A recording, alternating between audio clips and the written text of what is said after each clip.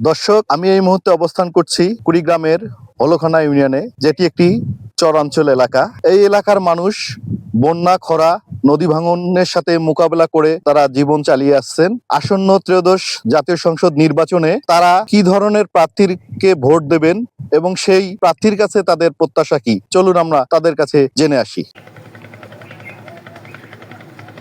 নির্বাচন আসে, নির্বাচন যায়, বিভিন্ন নেতা বিভিন্ন প্রতিশ্রুতি দেয়। তো আসন্ন নির্বাচনে আমাদের নদী তীরবর্তী এলাকা, চরাঞ্চল যে এলাকাগুলো রয়েছে, যাতায়াতের যে জনদুর্ভোগ, নদী ভাঙন দীর্ঘদিন থেকে। তো আমরা এবার প্রত্যাশা করেছি যারা নির্বাচিত হবে বা যারা ভোট চাচ্ছে, এমপি প্রার্থী হবে, তাদের কাছে আমাদের চাওয়া যারা এই রাস্তাঘাট ও নদী ভাঙন রোধে কাজ করবে, আমরা তাদেরকে ভোটে জয়যুক্ত করব।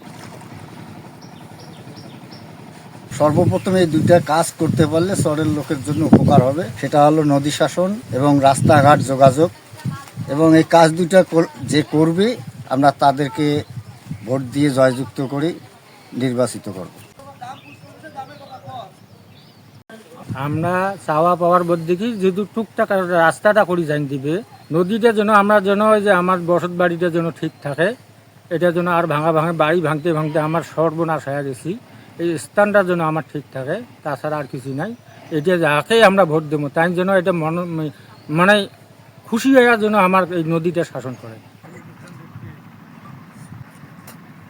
আমরা চরাঞ্চলের মানুষ, খুব দুঃখিত মানুষ, দুঃখ কষ্ট করি, যাই আছে দুঃখ কষ্ট আছে, নদী ভাঙন ভালো করে দিবে, তাকে ভোট দেবো।